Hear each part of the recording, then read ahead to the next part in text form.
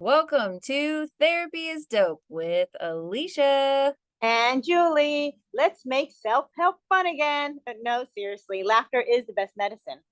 Come and join us as we introduce new ways of thinking and being. And hopefully get you laughing along the way. All right, guys, we're back and we have a guest this week. I'm so excited. I met her at a women's conference, Empowerment Unleashed. It was awesome. But her story really stuck out to me, particularly from a mental health perspective. So Julie and I are really excited to ask her some questions and give you guys some interesting perspective to chew on. Without further ado, her name is Coach Krystal Vernee. Or no, Vernee. Vernee. Vernee. Yes. Oh, Jesus. Of course In your mind, you're like, don't miss it, right? Like, don't get this wrong. And it was like, you saw it in my face. I was like, oh God. Anyways, she's a serial entrepreneur, awesome success story. And Krystal, why don't you tell us a little bit about that? Sure. Well, hi, everyone. And thank you, Alicia, and thank you, Julie, so much for having me on the show today. I truly appreciate it. But yeah, I'm a serial entrepreneur, so I do a lot of different things. Speaker, author, business coach, and a brand strategist. Currently, as of today, I have 4 businesses. And I can tell you a little bit about each one. So I have Divas and Dolls Fitness. That's my pole studio. Yes, you heard that right. Pole dancing studio in Temple Hills, Maryland. We are turning 10 next year, and I'm super excited about that. Definitely a great space and near and dear to my heart. But I tell you, the pole dancing changed my life. And I love it for the empowering nature that it gives women and how it makes me feel and how it makes other women feel that come into my space. Then I have Cirque Sensual, which is a sister brand to my studio. Also run out of my studio, but it focuses on circus arts or aerial arts. So that's your lyra, your pole silks, your acro chair. So if you're familiar with Circus Soleil, that's what we do. And I'm very passionate about bringing circus arts to the community where I live, particularly the minority community, and just exposing more women to that form of fitness and dance. And if you've ever wanted to join the circus as a little girl, I know I did. We give we give folks a chance to be able to do that. And then there's Simply She. Simply She, the She stands for Slay Hard Every Day. That's my Love business that. coaching and brand strategy firm. And I teach coaches, consultants, online service providers how to monetize their expertise and create multiple income streams. That's one of my favorite things to do. But I'm just really passionate about empowering women, helping women to build their business. I really believe that as women, it's our time to take control finances, household. We don't have to choose. We can do what we want. So we can have a career, we can have a business, we can be stay-at-home moms. We can do it all. We don't have to choose.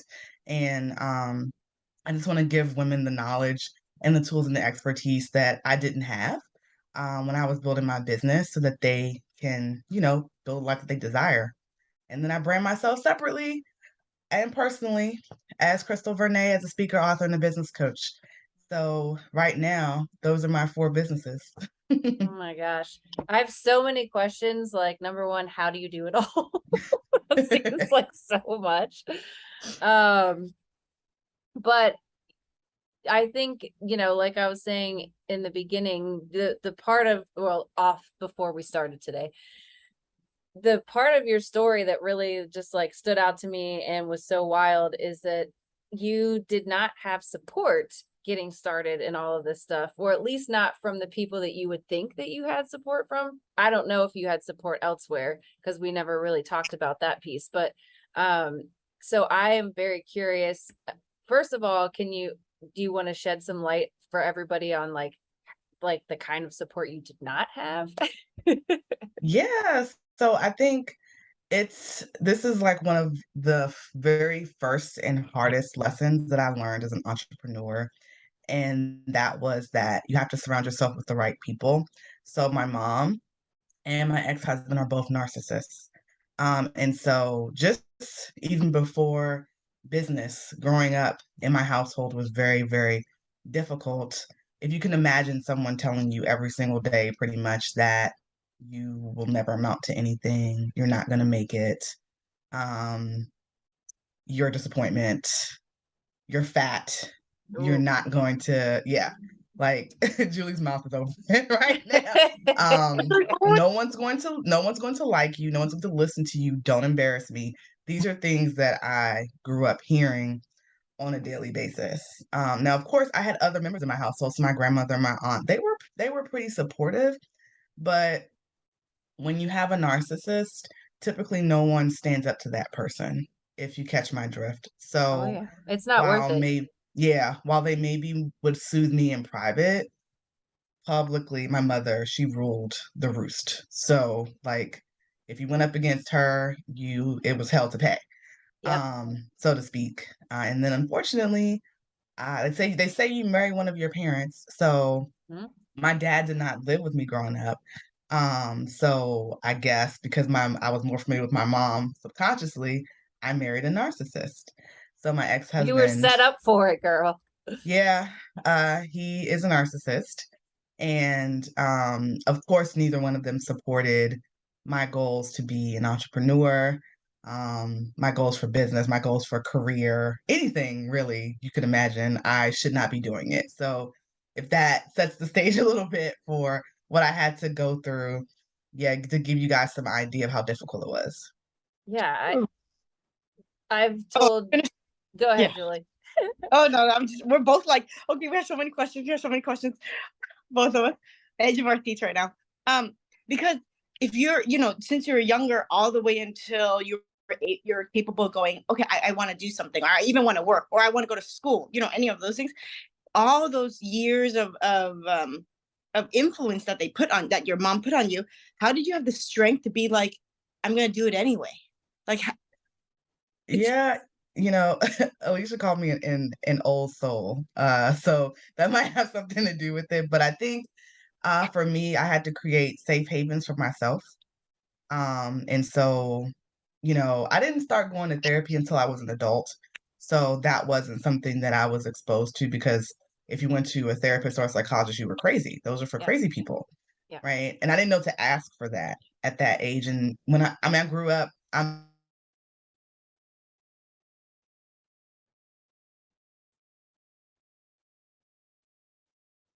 Um, but I created little safe havens for myself. And I guess because I'm kind of a nerd, well, not kind of, I am a nerd. School was one of my safe havens. That was a place that my home life, for the most part, couldn't penetrate.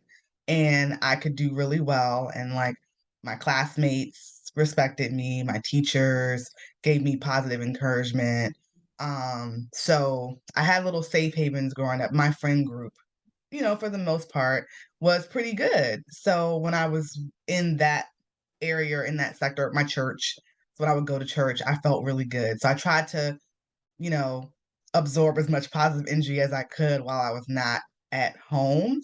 And also kind of use that to say, I'm a good person and I can do things and I know things and I'm really smart. Wow. That's awesome because it's surprising probably to some people that school would be a safe haven, but there's a lot of kids that I think school is a safe haven for, just anything to be out of the house, first of all.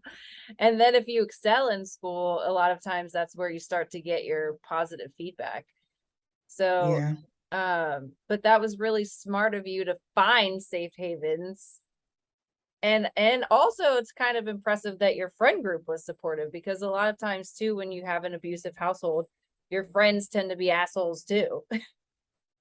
Yeah, I don't know. I just, I don't know if I was lucky in that way, or I mean, I didn't have like tons and tons of friends, but I had like, three or four friends that I really like to hang around up to middle school. And then high school, of course, you get exposed to more people. But and I want to, make it clear that like I wasn't getting like severely physically abused. It was more so mental and emotional abuse that I was going through. So those are the scars and the bruises people can't see. What's going on, and everything appears to be normal. So it was really, really difficult to explain to people, why I didn't want to go home, or, you know, my friends would like ask me, like, I would say things like, I don't like my mother very much, or my mother, she's really mean to me. And they couldn't understand because they didn't have that type of relationship with their parents. And I didn't talk about it for like a long time. And and I tried to express it the best I could, but not like, be completely disrespectful to my mother. But I was having trouble finding the words. But because I excelled in school, like I knew it was kind of like, as the older I got, I saw that as my ticket out. Like, as long as I did well in school, I could go and do whatever I wanted. I just had to make it to 18. So, and that's kind of what I focused on, to like do really, really well. I had over a 4.0, get a 4.0, do all the activities, apply to all the places so that I could leave. Another thing that was really impressive about your story was the first business that you had. Yes. Oh, yeah. So yes, my very first stint at entrepreneurship was at 16. So my dad, he was an entrepreneur. He drove a limo. So he had his own limo service, and so I thought that was really cool. So I probably like got my first taste of entrepreneurship around age like 8, 9. We were driving around California in a limo. That was cool because I was somebody important in the limo. That in my head. But I started a eBay store. So e-commerce was my first thing. I did that without my mom's permission. So I opened the eBay store. I, got vendors and suppliers because it was for vintage and designer handbags. And I was really into fashion in high school. So I was like, well, I'm going to sell this. I used to go to thrift stores and try to find like Gucci and Chanel and stuff like that. So I was like, well, I can sell it. So I found people on the internet that were selling it for wholesale, and I also, of course, got some knockoffs. So we had a mixture, and the prices were adjusted accordingly. And I opened a store, and I made $16,000 my first month. Wow. At 16? 16, yeah. That's incredible. And then I got in trouble because I wasn't supposed to be doing this.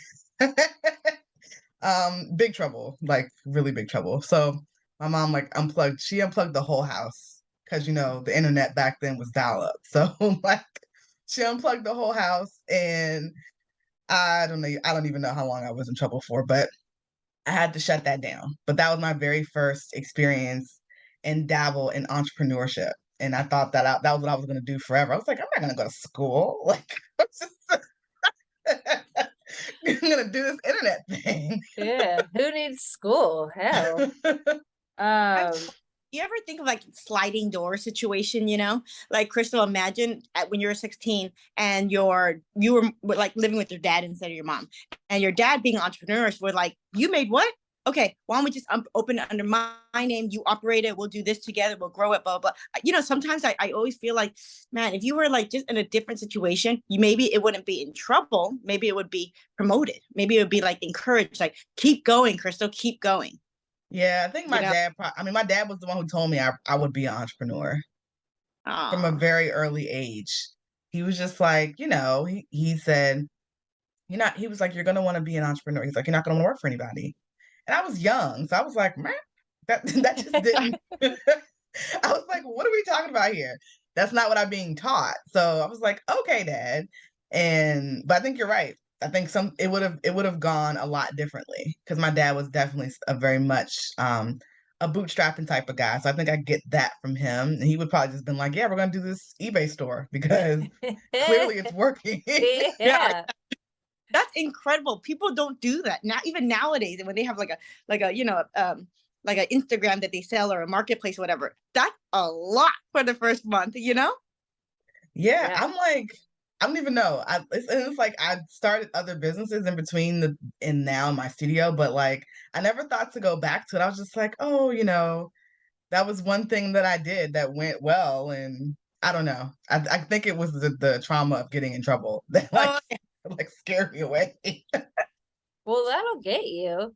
And an interesting fact about narcissistic parents is that a lot of times they see their children as competition. So if you start succeeding, then they get jealous and they have to shut that down. So instead of encouraging you and trying to grow that in you, it's like, oh no, you can't be better than me. You can't be better than me. We can't have that. Yeah, that was part of the reason why I had to change the nature of the relationship with my mother, because I felt that.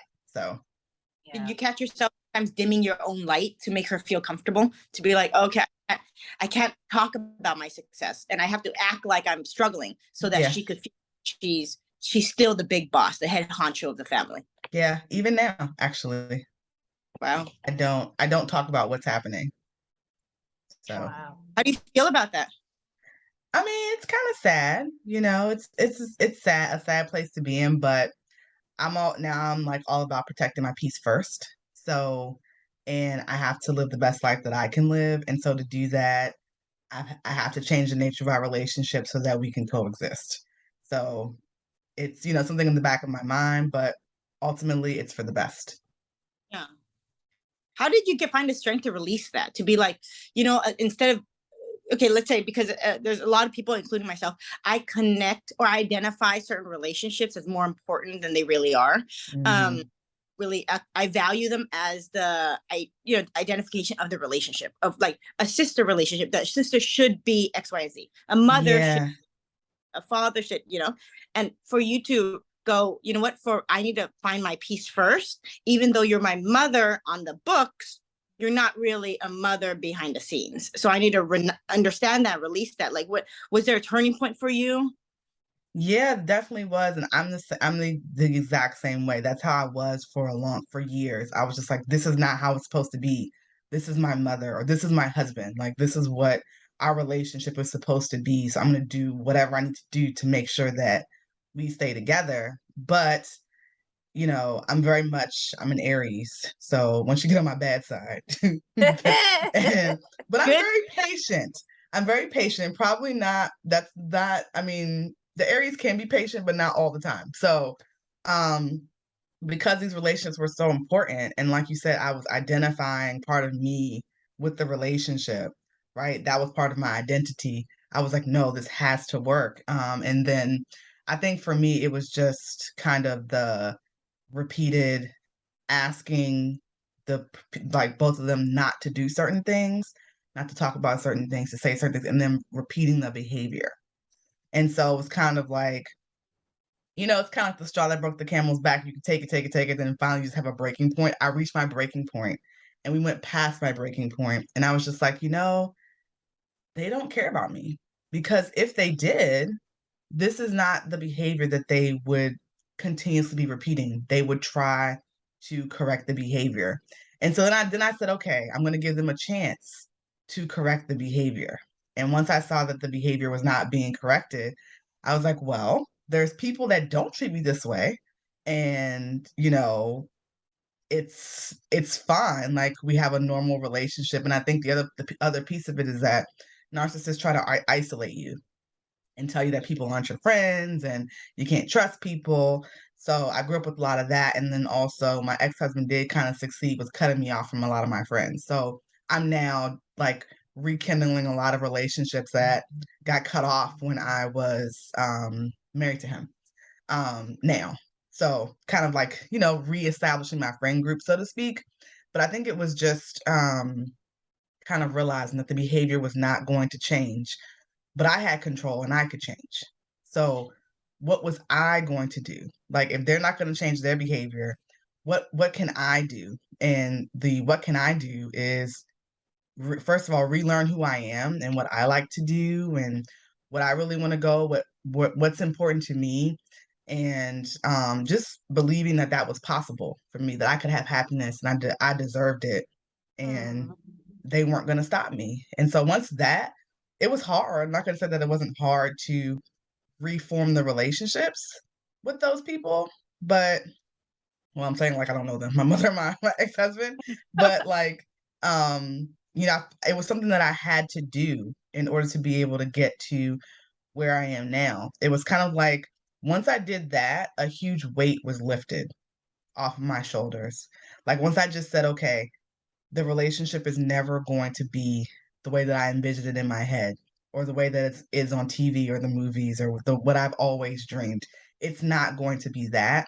But there are other people in my life and who I've yet to meet that will, provide a positive experience when it comes to relationships. But if I keep in this, I'm never going to connect with those people. And so Mm, I had to just release it. wow. Oh, love that. So did you reach your breaking point with both of them around the same time? Yeah. I mean, my mom, I was pretty much, I will say it was around the same time. My mom, I was done first because I was just like, that's like over 30 years of just the Yeah. same thing. And it wasn't changing, but working with a therapist, I was actually able to kind of manage that a little bit better. But still, still wasn't great because my ex-husband was also like feeding into it. Like they were together, they were like tag teaming me. Oh, So yeah, it was pretty bad. And so I didn't realize how much they were tag teaming me until I moved to divorce my husband. Then I realized how much they were actually in cahoots and like actually like planning. This person's gonna call me. This person's gonna say this. Yeah, like crazy. wow. I was just talking to a client today about how they're now discovering subtypes of narcissism. And I don't know what all the subtypes are. I'm not gonna pretend that I do, but um one of them they were saying isn't like purposely malicious, Hmm. but this sounds like you had two that were purposely malicious. And I just don't even understand, how do you rise above that? And earlier you said um pole dancing saved your life. So was that playing a role in all of this at that time?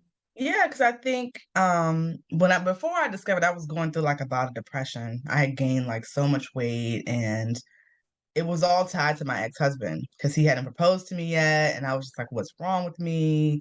And my career wasn't where I wanted it to be. So many negative thoughts in my head, and then here comes pole dancing. It's like you can be really sexy, you can put on costumes, you can be like whoever you want to be. And I also really love dance, like all genres of dance. My mother would not let me dance when I was growing up because she said I was too fat to be a ballerina. Ooh, So, yes. I thought it was Yeah. going to be religious. That's where I No. was going. I wish it was that. um so Damn. because that's in her mind, my body didn't fit the prototype for a ballerina. She wasn't going to put me in that. So she put me like in tap class, and then she was like, "You don't want to do that." And I was just Mm. like, "I don't, because I want to do ballet and modern and jazz. Like that's what I want to do." But discovering dance later in life like has allowed me to like actually be in like in the best shape I've ever been, be really strong, and also explore all the genres of dance that I actually really love. Like there's contemporary pole, like it's just so many different things that I can do, and I don't have to limit myself. I mean, like I always wanted to like do like majorette dancing in college or high school, but because I was a little self-conscious, I didn't try out for that. And I tried out for like the Palm Squad or whatever, but I didn't have the dance background to make it. So, and the lady even told me, she was like, if you just like learn how to do a proper pirouette, you can make the team. So, like literally, that was literally the only reason I didn't make it because I didn't have the technique. I never took dance before, but I could do choreography really well. So, but my mom she wouldn't take me. She was like, take a couple classes, come back in the fall. And it was a no. I mean, I did other things. Um, but I say that to say it was kind of like I've been able to do what I wanted to do for so long. I got a chance to dance at the Washington Commanders. Like I took my girls to the studio, we danced. No. Yeah, for the pregame show for the Washington Commanders. So it's like I'm getting a chance to do all the things that I want to do because I've changed the nature of those relationships. Wow. So you realized your mom was off and that relationship needed to change. But when did you realize that you had to be done with the husband? So yeah, you know how in your gut, because I always say women's intuition is a real thing. Um, And it was kind of like I knew there was a problem when I would say I've been thinking about it for like at least 3 years. Ooh, ooh, ooh. You Like are patient. at least 3 to 4 years, I was kind of like, man, like I don't know if marriage is supposed to be this way. I thought it was gonna be different because we were married. It's like I'm not happy. Um, and I don't know, it's kind of like every year, like December 31st, you know how you see those memes that say like, what are you throwing away and for the new year? I'll always think my husband. Oh no. I'll always be like, yeah, that's what are you leaving behind in that year? I'm like, yeah, my husband. And so one year that was true. Like that actually came true. But I was thinking that and I didn't start to actually vocalize having trouble in my marriage until like a year before. So like people thought everything was like fine. We were the perfect couple. Like nobody knew what was going on. That's why like when people say, I'm like, you never know what's going on in someone's house. I don't ever assume or judge that people are like happy couples or whatever. I'm like, if you knew what was happening in my house, you probably would scream. So like I, you know, I knew like years before. I think I was just afraid to take the steps because what would people think of me, Right. and I'm successful with this business and in my career. How come I can't keep a husband? Like, Oh. basically like that whole thing about the driven woman not being able to keep a man, that was like coming true. And I was just like, no. So it took me a while to like kind of, I was like, get over myself. And for him. And I was just like, I don't deserve to be treated this way. I don't There's, think you were getting over yourself. I think you were getting over the ideas that other people would have about you. It sounds like you knew yourself, but you were worried that other people wouldn't understand. And unfortunately, that is really true that other people don't understand and they do make generalizations like the driven woman can't keep a man. But I was literally just having a conversation with a guy friend of mine today. He was like my bestie in grad school. And I was telling him that I want to develop a course for men because I feel like men do not know how to have relationships, particularly romantic relationships, and they don't have anyone to talk about it with because they don't yeah, talk to each other. They definitely aren't going to talk to their parents about it.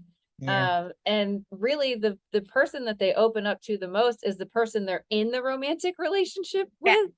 right. So I told him that today, and he was like, well, it sounded like he might have gotten a little defensive. We were texting, so you can't tell for sure. But Yeah, he said, well, do you think that women have changed over the years? And I said, yeah, I do yeah, think that women have changed, but I think it's that women are no longer the meek, I'll do whatever you want me to do to keep my man. Now we're like, hell no, I don't have time for that. yeah, yeah. I got a lot of shit going on, and if you can't keep up, bye. Yep, that's pretty much, that sums it up. It's kind of like, oh yeah, I can't. I'm like, I have my own issues. I'm not going to deal with Yeah. yours too. Like that, yeah. So I think I think you're right. I think you're right. Women just aren't willing to deal with what I look at like my grandmother's generation, then my mom's generation, and then me, and just like the difference in that. And I know I definitely was criticized because my family's very traditional, like not cooking and cleaning every 2 seconds and doing like domesticated activities. I was criticized for that growing up. Even now, it's like, well, you're not gonna go and like go to the grocery store and no, I'm gonna have my groceries delivered. I'm gonna call the cleaning lady. Like I'm not going to, and it's not because I was growing up. I was taught that that was a rich person's thing. Like only rich people had other people work for them. I was like, well, it's not that. Now being an entrepreneur and looking at it from what's best for myself and the business, it's like that's not the best use of my time.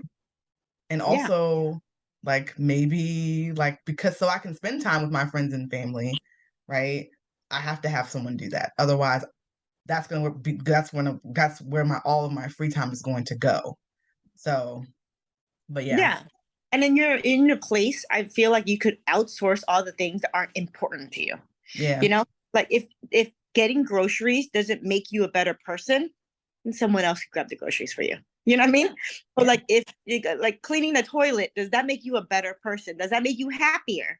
You know, and it does. And source it, you know, and it's really not a huge, you know, it's not a rich. I hate when it's like either or, you know, and it's always it maybe might be the whole narcissistic, and they're trying to isolate you and keep you in the or category, so you feel like you're against something that you really feel that makes sense to you. Like this Right. would actually make me, you know, let's say the 2 hours I'm gonna spend cleaning my house, I could spend that with my kids, Yeah. right? And Mhm. then go, oh no, you can, and they try to dim your light by going, no, you think you're better than everybody. That's why you're trying to do that. So Yeah. then the guilt comes in and you go, oh, maybe he's right. Maybe she's right. And then you start getting stuck cleaning a toilet for 2 hours, you know? Right. Yeah. That's right. And you don't get to spend time with your loved ones. Yeah, and then your energy, like you spend, let's say that 10% of your energy there, and then 20% there, and then but you divide it, and you go home, and you're depleted of energy. So the person that you want to be, the mom that you want to show up as, is not there anyway. Mhm. Yeah, So sure. it's so crazy. What you're saying speaks volumes to me. I'm like, oh my god, this rings so true. Yes. Yeah. Okay, so did you have supports, and who were those people? Or like, you don't have to give us the details if you don't want to, but like, how did you find your supports in all of this? Yeah, it came much later. So well after, I had started my studio, did I actually realize the importance of a support system. Like when I told my story, like in the conference, that was kind of when I realized, oh, I need to have like people that also run businesses around me because I mean, I really was for like 3 or 4 years. I didn't talk to any other business owners. I didn't network. I mean, I knew like you network, right? But it kind of like the importance of it, it wasn't high up there because I was trying to manage all the other relationships because my ex-husband was against the business. So if I wasn't at the business, I tried to be at home to appease him and Mm. or spend time with my mom, like go visit her because I wasn't spending enough time with her. So it was kind of like I was doing, yeah, I was like trying to do that. And when I when I got the opportunity to be surrounded by other entrepreneurs, it was like, oh, like it was like a whole new world opened up and the conversations were different. They understood, people were willing to kind of, give tips and advice. And that's when I knew that I had to do more of that and I need to start to build my own support system.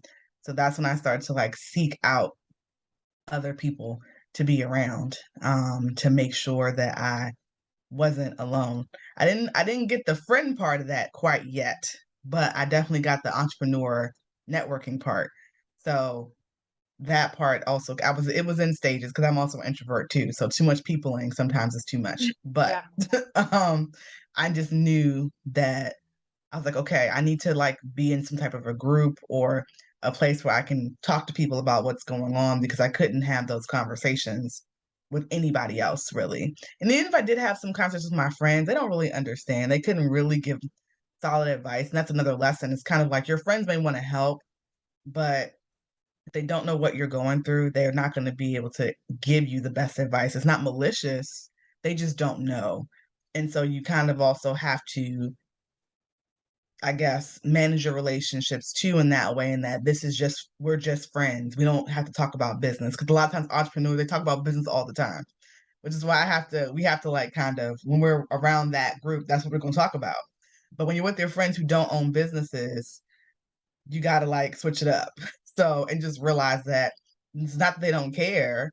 It's just that that's just not the nature of your friendship. So also learning that too, asking people what should I do is kind of like sometimes you can't. You got to ask somebody who's been where you are to get, a good handle on advice. But I had to basically get really good at building my family of choice. That's so beautiful. Yeah, family of choice, it's become really important and I had to be intentional about building it. I thought that was such a good point that you said, because you don't ask. I'm not gonna go to someone that doesn't have kids and say, "Hey, how do you raise kids?" You know, go to a homeless person and be like, "How do you do your finances?" You know what I mean? Like, Yeah. we pick and choose on who it's gonna certain things are gonna ring true to us or not, you know? And it doesn't make that relationship less important or more important if they're specialized in a certain industry. Mm-hmm. Right. Um, Right. that's something that I struggled with when I was trying to find friends too. Like I went through isolate, I went through like an abusive relationship. So when I broke that off, I was isolated for so long. I had no friends. I had to I went back to my friends, but some of them were mad at me for icing them out, you know, during that time. And then I started talking to people about the wrong thing, like, you know, my single friends. So how's married life? You know, it's like, you know, things like that, right? Like I Yeah. can't really, I don't know clearly. Uh, so lots of struggles there, and I thought that was a really good point that you brought up there. And I liked what you were saying about sort of like this isn't the language that you use, but filtering what people are telling you. Because one thing that I've noticed is that everybody has a freaking opinion, and people love to offer their opinion whether you asked for it or not. Yeah. And people have given me opinions about parenting, about business, about branding, so many different opinions. And it's like overwhelming sometimes. It's like, oh my God. So for me, I've had to learn to filter everybody's advice. Like, who is this coming from? Do they feel like they need to tell me this right now? And like, what do I need to listen to and what do I not? And it can be tough. Yeah, definitely. I think for me, I'm trying to think when I realized this. I think it was when I started to actually see success, I realized I had to filter even more. So, because then um there's like the wrong type of people asking and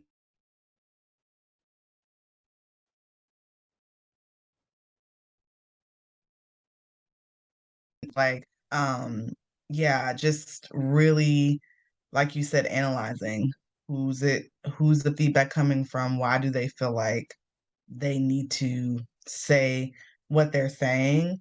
And you know, kind of like if I know that I'm not in a it's like, and I look at it like, is this person a mentor, is this person a peer, right?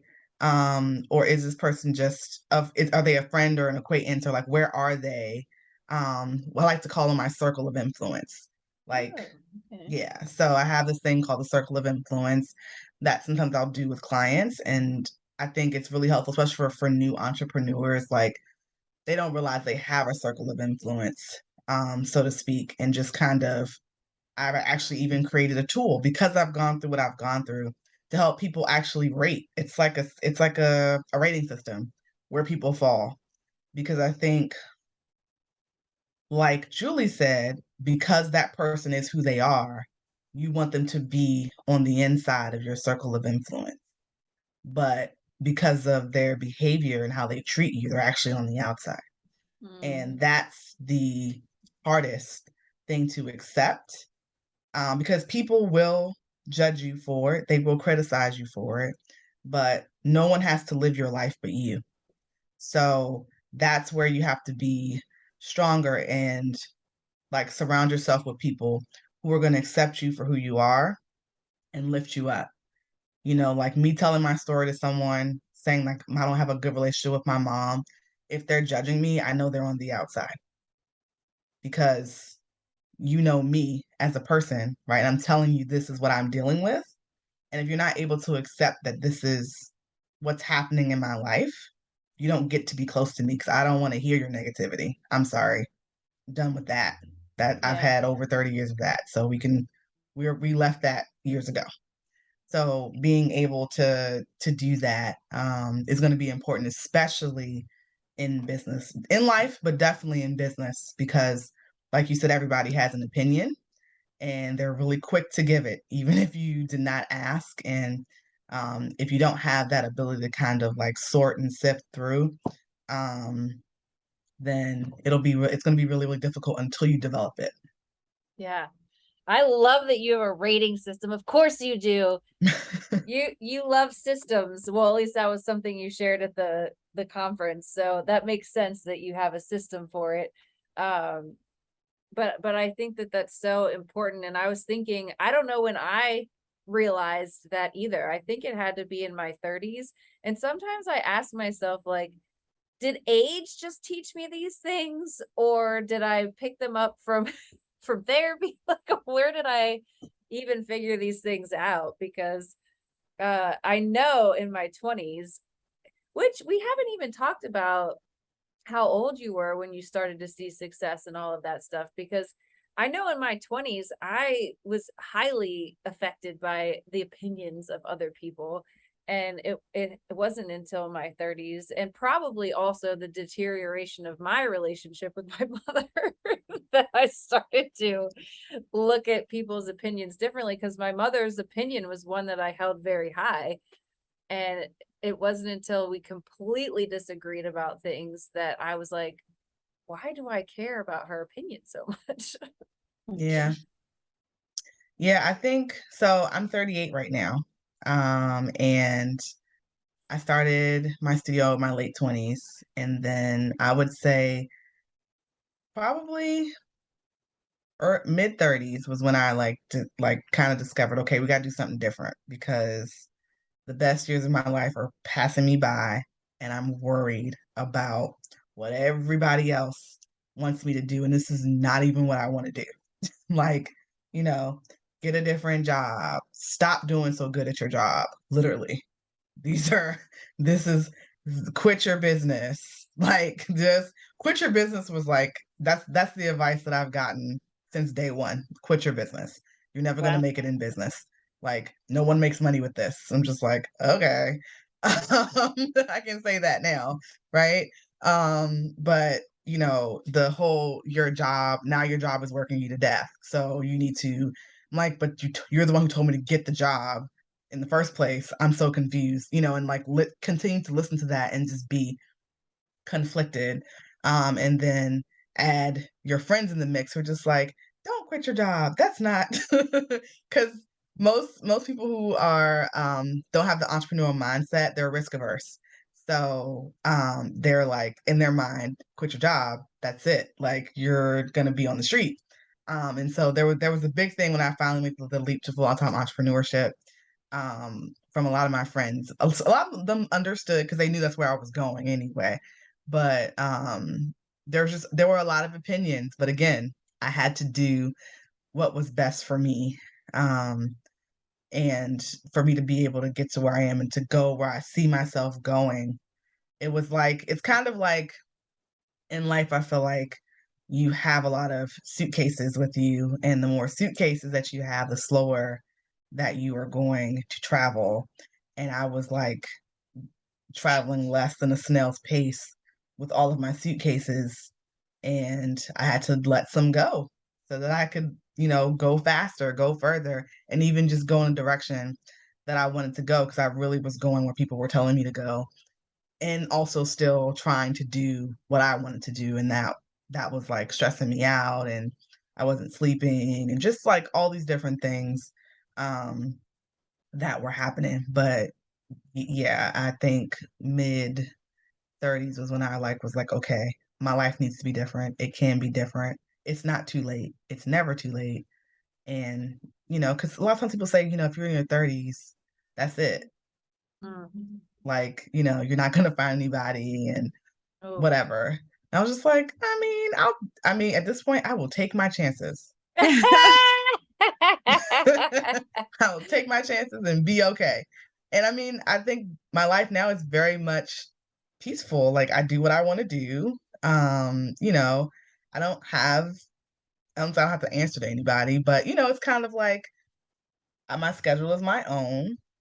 I still do want a family, but I think now I'm working towards that on my own terms. And I think that is what I've always wanted. Mm. Julie and I've had the conversation actually with her friend who owns a studio similar to yours about kids. And I'm always like, no, don't do it. So don't have that conversation with me.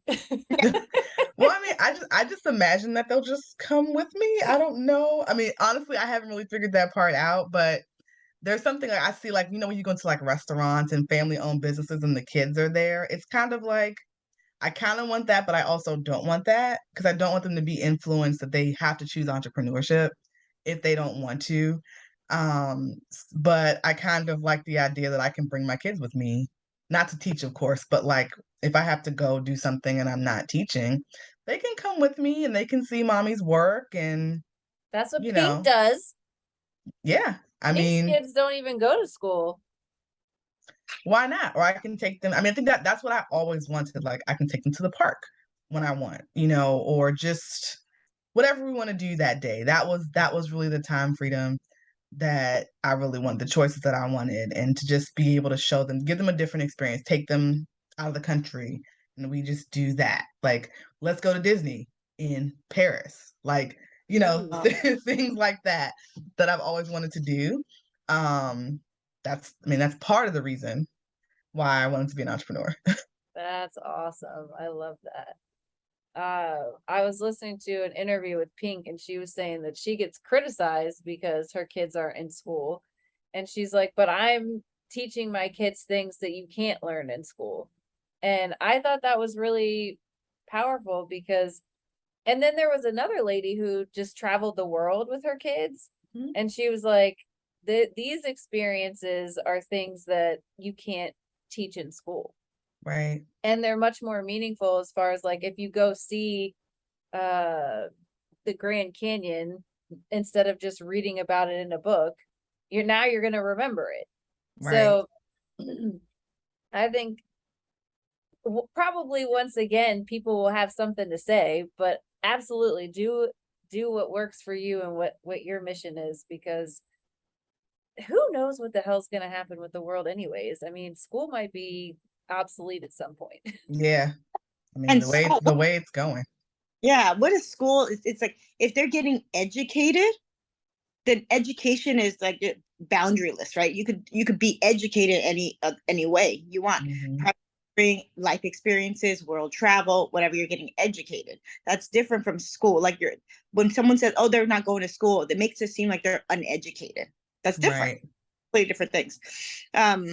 And I actually wanted to touch on this real quick before I forget. But Krystal, it's so interesting because these four companies on the outskirts sounds like they're unrelated, but they're actually related because they talk about like very intimate topics. Like it's very empowering, right?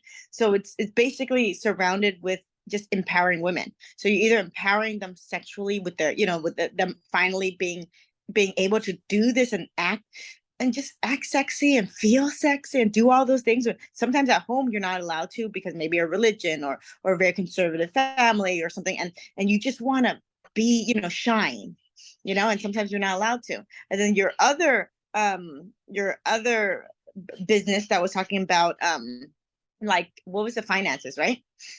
And getting Um, different yeah. multiple income. Yeah. That's a very intimate place for women too, because a lot of times we don't have the, traditionally we're not the breadwinners, right? We Right. don't really are involved with all the finances as much as we should be. Right. um and for you to just open that up and making people feel comfortable sexually, mentally, educational, all those ways, it's very empowering. So it's so cool that all four of your companies basically are revolving around women empowerment. So that's very cool. You're very observant, Julie. That that is definitely I'm always say that's one of the pillars. That's really a pillar in all of my businesses is empowering women in any way that I can. So whenever I take on a new venture, that it has to be at the core. It has to empower women in some way. So if there's anything that's going to be empowering women, I'm going to be there. So, I love and it. part of that is because I wish that I had that. Like, Well, that's what I was thinking when Julie was saying this. It also seems to me like it's almost like, excuse my language, but a fuck you to your past. Like, it's born out of the pain that you went through. And this is a perfect example of how beauty can come from pain, because this is so beautiful and so necessary and so important. And you wouldn't have the passion that you have about it if you didn't have all this pain that sort of inspired it. Yeah, no, I completely agree. You know, and if you're religious, you're listening, I ask God, why? Why me? Why all these things? Am I not a good person? But then I started to ask, why not me? Because maybe I went through this so that other people don't have to, or they see a way out, whereas before they did not. So now I think it's, my responsibility, part of my life purpose is to empower women in all these different ways and to show them that there's another way and they don't have to choose. Like, the life that you want is waiting for you. You just gotta take it. Stand in your power and take it. And, I'm teaching women ways in which they can do that. That just gave me chills. That's so awesome. And I feel like that's something Julie and I have talked about, and I don't remember if we talked about on the podcast. I think we did, or if it was just in a private conversation, but we've talked about the only thing that limits you is the way that you think about things. And the reason that we think about things the way we do has some to do with genetics, but also the people that we were raised by and the things that we were taught and the environment in which we grew up in. And so, we can't control our thoughts a lot of times, but we don't even realize how much they limit us. Mm-hmm. And how we think like this is the way things are supposed to be, and this is what society tells us about the way things are supposed to be. But all of those shoulds are just limits. Yeah, definitely. I had to unlearn. Well, I actually rejected a lot of things as a child. So, just naturally. I mean, well, because it didn't sound right to me. And maybe that is part of me being an old soul. Because like my mom would say something, I'd be like, that doesn't sound right. Or I'm like, that's mean. Like I'm like, Mom, that's mean. Like, why would you say that? And then she would just be so serious. And I was like, and in my head, I'm like, no, you know what I mean? So that was I rejected a lot of things that I was taught as a child. I listened, but I didn't some of that I didn't take on unless it was directed at me. So there were a lot of generalizations in my household, if you can imagine, about different people and just the way life was. The only thing I really internalized, if it was about me, which took a while to unlearn, but the way that I view the world, I think, it's a miracle, but it's completely through my own eyes. And I let people dictate, our relationship, meaning like you treat others the way that you want to be treated. So if that person is a good person, they're kind-hearted, they treat me well, there's no reason for me to think like illy towards them, right? But my mom would say something different. Can't trust people, you don't have friends, no one's really your friend. Those are the types of things that I heard growing up. So like making friends, I would hear that sometimes, like in the back of my mind, that no one's really your friend. But I went according to how our relationship was. I So think that's so sad. And it's something that I've heard a lot. People used to say a lot, I don't have friends, I have associates. yeah. That's what I heard a lot of people say in therapy. And I was like, man, that is so sad to be raised to think that no one is your friend. And so who do you have? Because you've already learned it's not your mother. So Family. It was like family was it. It was like blood is thicker than water. You only have your family. But in my head, I was like, my family is the one that's doing me harm. So like, where does that leave me? So that was kind of like the paradox. What do I do if it doesn't make sense to me? So I have to do something different because what you're saying just doesn't make any sense. So that was, and I guess also too, my engineering brain kicked in. I was like, this is not logical. So like 1 + 1 does not equal 4. We need to revisit this. And goes to show how strong you were as you know, your spirit was so strong as a kid to be like, that doesn't make sense, mom. And usually, you know, mom and dads are our heroes, right? So they have the right answers growing up, supposedly. They know everything, right? So when you ask them something, go, oh yeah, you're too fat to be a ballerina. You go, hmm, nah, you know, or something. It, to actually have the light and the strength to say that, oh, I applaud you. Thank you. Thank you. Thank you. Yes, absolutely. That I was saying to her, I don't know if she always had the spirit of an entrepreneur or if she just like was a more elevated person that she could see things from a different perspective, because you're right. I mean, that makes you really unique. That you were able to rise above a lot of the things that you were being taught and that you were being told. And honestly, after hearing everything you've said today, you really did have limited support. It wasn't ever like, it wasn't like you built this network of people and then you were successful. It was like you were already on your path doing your thing, despite all the negativity. So there was obviously something already in you to do that, and that's very impressive. I mean, that's not the norm. No, definitely not. I know that when I grew up and I had narcissist older sister, and she always just made me feel really stupid, and she wanted to make sure that I was, you know, lower than her.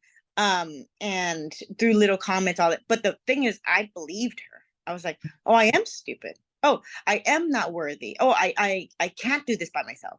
So I just believed her. So Yeah, I think a lot of it had to actually do with me excelling in school. I just knew because my family, they were educators. That was what I was supposed to do. I told us in my story, like I'm supposed to be a teacher. I mean, I am kind of doing it now, in my own way, but I I was supposed to go into the classroom. That was what I was supposed to do. So the fact that I even said I wanted to be an engineer, you should have seen, well, and heard the outrage because it was kind of like, do engineers even make any money? Like, what is that? Like, and I'm like, they make more than teachers. In my head, that's what I was like. I was like, doctor, lawyer, engineer. Like, that's, they were like, we've never heard of that. Like, or like, that's not, are there any women? I'm like, actually, no. But I mean, actually, no. Like, there's not a lot of women. But I'm gonna do that anyway. And just because I was good at math and science, you know how like they tell you like the jobs or what careers you might want to explore. And I started to just take computer classes and do things that led me, onto that path. But I was like, no, I think engineering is gonna be a thing for me. Like I think I'm gonna do it. But there was very much outrage, and they tried to talk me out of it. Well, maybe you'll just go into teaching after you get your degree. No, I don't. I don't think I'm gonna do that. I mean, but it's so funny because now I'm actually considering being a college professor after Ah! after all of that. But yeah, that was kind of like there was a box that I was supposed to stay within. But I think because I was getting positive reinforcement at school and my teachers were telling me, giving me all these different programs to apply for, or like um not summer school, but like summer enrichment programs and like different scholarships to apply for, like and like you're gonna go really far. And then going to a high school that was science and tech based, which really helped because everybody was on that track, which can be a good thing or a bad thing. But it was like we had like a little competition going senior year, like who could get into the most schools. I won. Um, Ooh, yeah, congratulations. yeah, I got into 16 colleges, so and oh, universities. Yeah. So, but in my head, I was like, this is my ticket. I can go wherever I want to go. oh, Um, and so I just kept that in the back of my mind, like I was leaving. School I wanted to go to in Maryland, I had a full ride. I don't think they even do that anymore. There was like a scholarship that you could get where, at least in the state of Maryland, you could, if you got a certain GPA or whatever, they like automatically submitted your name from my high school, and I got it. And I was like, no, I need to go away. But yeah, I mean, I had a ticket. I mean, at some point, I just got tired of applying. Like, that literally was what stopped me. I was like, okay, I'm tired. Like I'm done. And I picked Cornell. That's where I went. But yeah, I was like, should I apply I was like kind of like, okay, I got into like 4 IB. Should I apply to all of them? And then like I started to get, yeah, I mean it was kind of a thing. And then I started to get letters from other schools where I hadn't applied saying if you apply, you'll get accepted and here is some money. So Wow. Holy crap. yeah, That's awesome. like I think Caltech sent me a letter. Um, it was mostly West Coast schools. I guess because I did mostly the East Coast. But I definitely got some letters from some other schools there where MIT sent me a letter. Like Wow. Ooh. I didn't apply to them, but they I considered it. I was like, oh, MIT. I was like, I already got into 4 IBs. I was like, this is better. Oh my Don't tell them God. that. Um but yeah, I mean, I looked at that as my ticket out and I knew that I could do well. So I just kept that in the back of my mind because although my mother was saying another thing, my grades, my teachers, and my friends were all saying something different. I think even that's also too that happened later in life where when I was in business and going through the thing with business and trying to figure out like, am I going to really be a full-time entrepreneur? People were like, how do I start a business? Can you help me? You are like very successful. Help me with this. And it was kind of like that positive reinforcement once again that you are successful. You can do these things. It's not all in your head. It's not a dream. It's real. So are you going to do it or not? I love that you And just said the it's answer not is a yes. dream. Because I think it can feel surreal sometimes. Yeah. So that was a really cool way to say that. It's not a dream. It's not a dream. This is happening. Yeah. It's happening Uh, right now, real life. I know. As me and Alicia pick our jaws from the floor right now, we've been literally watching you. Like my mouth is literally open the entire time. It's like, oh my God, this is crazy. And you did it with like no support, like your main people, right? Like the main people in your house, the person you wake up next to, your husband, and your mom that like we all look up to, right? We all look to our moms. So those two people were were not supporting you through this whole thing, and you kept going. That's crazy. It's so inspiring. Thank you. Absolutely. I can relate. I mean, definitely not at all to that story, to that degree, I should say.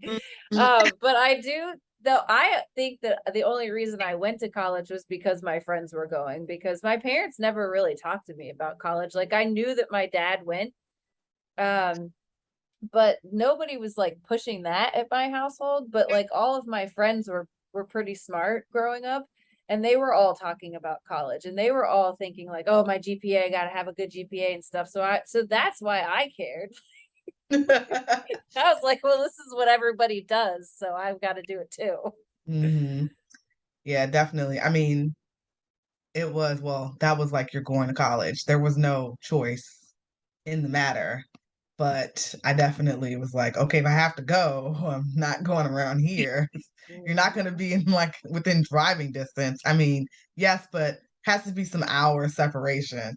So, but I also felt like that was for the best in terms of me just being able to like be on my own. Like and just kind of have a different experience because I know my mother and she would have been up at the school Oh if my it was God. that close. Like I'm 100% sure. So there had to be some separation there. If you had a prayer to be who you wanted to be, then you needed to be away from her. Yeah. Well, that Yeah. was good insight. You definitely have something special, that sets you apart. And I'm so glad that you had the bravery to pursue your own path and be your own person. Oh, and I did want to throw out there, I like Gary Vee a lot. And one of the things that he emphasizes all the time is that there are people in their 40s and 50s that still don't know what they want to do. And we really truly can change the game for ourselves at any point. And there's a lot of beliefs out here, especially for women, that like we have a certain time frame and then that's it. That's that's it for us. And Yeah. that shit is just not true. It's just not. It's Yeah. part of the BS that society feeds us, which I understand society has to have norms. Like, you know, statistically speaking, we have to have some like idea of what goes on in life. Otherwise, we're just like, it's too much chaos for our minds. We can't handle Mhm. it. So we have to have our norms. But the thing is that nobody fits inside the norm 100%. Like Right. we're all outliers in some way, shape, or form. And I think that's important for us to embrace. And you obviously already have. So that's inspirational, as Julie said. Thank No, really, you. belief. Oh, you like preach it. I love it. Julie and I will be buying your book. Oh, thank you. Share that with us. Yeah, so the book that's coming out in a few months is actually called The Brand Builder Blueprint. It's the ultimate guide to building a powerhouse brand. So that book is for women entrepreneurs, whether they're new, aspiring, or they've been in business and they want to scale and grow. Some practical tips on actually how to do that, like how to get your business idea off the ground, how to market yourself, and just also encompass with like some of my personal story in there, some challenges that I've had to overcome. So my hope is that women entrepreneurs will take this book and finally have the courage to like start the business, take their ideas to the next level, especially those who were where I was, where you started your business, but now it's hard. It's in the the growth stage, and you don't know like whether you want to keep going or whether you're like, okay, this isn't for me, because sometimes it really isn't for you, and that's okay too. But you really want to do it, you want to take it to the next level, and just really here's what you need to do, and giving you the courage to be able to do that. And I'm also very passionate about branding. As you can see, I have four, why that's important, and why you want to focus on that to be able to set yourself apart. So that's the book that's coming out in the next few months. So I am writing my personal story because I feel like people need to hear it, especially the younger generation. Now that a lot of these things, I feel like I didn't hear the term narcissist growing up. Like, and also mental health wasn't talked about as much as it is today. So, I grew up, I think I was talking to Alicia before we got on about like asking myself, what's wrong with my mom? Like that was a question that I asked all the time, like something's wrong with her. What's wrong? Like, is this normal? That was what I was always thinking in the back of my head. But now that has a name for me. And if I can share that with other little girls and boys, honestly, that are growing up and experiencing the same thing, they don't have to think that they're crazy, because I was thinking that I was crazy, that, I was a terrible person, and this was all my fault some type of way. Just letting them know that it's going to be okay and that there's someone that understands. And had I known that and maybe known where I could reach out to talk to someone, it would have made things a lot easier for me. Because once I had started going therapy and I realized that what I was experiencing was not normal and had a name, and my mother just wasn't difficult, then it was kind of like, okay, I was starting to release that. Like, okay, it's not me, because I was thinking it was me. And I was like, am I just a bad person? People don't tell me I'm a bad person, but that in the back of my head. So I'm hoping that that's what that next book will do for the next generation coming up. I'm really excited for that, for sure. I mean, I'm excited for the brand builder too, because I think that's really awesome. Um, but from a mental health perspective, I do tend to love those kinds of stories. And I have to say, this is embarrassing, but this is very true.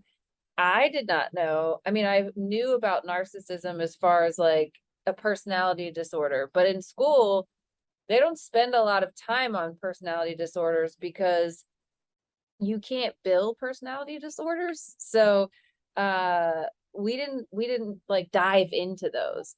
So it was actually through a client that I started learning more about narcissism, because he was in a difficult relationship, as you said, and he was like, I think she's a narcissist. And then he starts just bringing me all these materials and sending me YouTube videos, and like, basically he taught me all about it. And then I was like, hold on a second, I think I have a narcissist in my family.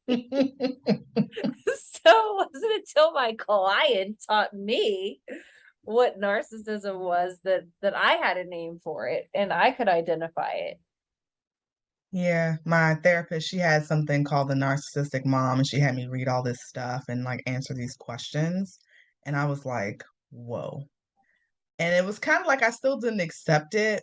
And even for years, I never talked about my ex-husband in therapy. We were having problems that whole time, but I just wanted a place to talk about me. I wasn't ready to address him yet. And maybe if I had addressed a little earlier, maybe I had left a little earlier, but I always believe in timing is everything, and divine timing. That was the time it was supposed to happen. So, but it was kind of like when she would always say, if you stay with him, because I would tell her little things. She would always just say, if you guys stay together, da da da da da da. If you guys, and I always be like, why does she keep saying that? But I think she knew, because she knew me well enough now that I had been seeing her. And she did like a lot of personality tests and things like that. And she was just saying, she was like, it's going to be difficult. She was like, it could work, but, and I wasn't giving her very much detail, but I will tell you, once I started to give her more detail and she said, I think he's a narcissist, and I started to do my own research and like buy all these books, then I started to put all the pieces together, like for both, because women and men, it's the same behavior, but women do it a little bit differently sometimes. So just really accepting that this was what was happening in my life. Like I had to accept it. Like this is what it is. Like it's not you, it's really not you, it's them, but also you have to accept them for who they are. And Mm. how now are you going to change the relationship? Mm. So because you know it now, like there was a point of acceptance that I had to say, okay, I'm not going to be able to change them, the behavior is not going to change, but I can. So now what? Yeah. There was a girl on Facebook once that said, there was a comment on some post that I had made, and she said, how do you suggest talking to a narcissist? And I said, as little as possible. Agreed. Little as possible. Little detail. Like if my mom asks how I'm doing, how's business doing, it's fine. Period. Yeah. Oh, I need to learn that. Oh, got so much to Jill. learn from you, coach. Yeah, disengaging is a thing. It's an art. Like my therapist helped me a lot. She was just like, if she starts to go off on you on the phone, just be like, if you keep talking about this, I'm gonna have to hang up. I literally walked out of my mom's house, like walked in. She said something that pissed me off, and I literally walked right back out Mm. because like that also is taking your power back in the relationship. But also like, if you want to talk to me, you don't talk about this. Mm. We're not discussing this. I've already said this is where I stand on it, so don't ask me about it. Because she would always ask me about my ex-husband when we were going through the divorce. She wouldn't even ask me how I was. She would ask about him before she asked about me. Mm. And imagine, like she never asked me like if I needed anything, if I was okay. Have you talked to your husband? Have you talked to your husband? Yeah, yeah. So Wow. that just made the divorce part even more difficult. But that's when I really learned the disengaging, and like going through that, it was kind of like, okay, I really gotta like be serious about it. Otherwise, I am going to go crazy. Yeah. Yeah. Yeah. All right. Well, I think we're probably at the end of our time here. So we are so grateful that you joined us today. Your story is so amazing, and you are definitely a very unique and special person. I'm so glad that you're doing what you're doing. Did you have anything else to add, Julie? I was gonna say we're gonna recruit you for another guest speaker in the future, so get ready. Because honestly, I was like, I could sit here and just listen. I could ask you so many more questions. Like I'm like, it needs a part 2 in the future because the world needs more of Coach Krystal. That's what I'm just. Aw. Thank That's the you. truth. Aw, So thanks, guys. if you'll grace us with your presence again in the future, we'll hit you up. Oh, Absolutely. maybe when your book comes out, when it officially comes out, that'll be so great. We'll be, We'll be part of your book tour. Absolutely. Yes.